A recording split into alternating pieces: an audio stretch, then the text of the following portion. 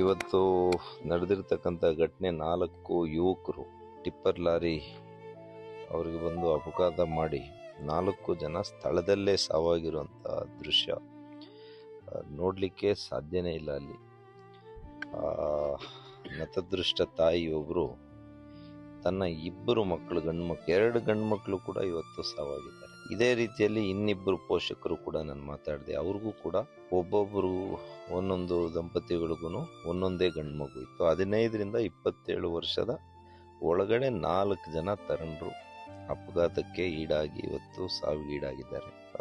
ಇದು ನಿಜವಾಗಿಯೂ ಕೂಡ ನಮ್ಮನ್ನ ಹೃದಯವನ್ನ ಮನಸ್ಸನ್ನ ಎಲ್ಲ ಕೂಡ ಬಹಳ ಘಾಸಿಗೊಳಿಸಿದೆ. ಆಘಾತ ಆಗಿದೆ ಎಲ್ರಿಗೂ.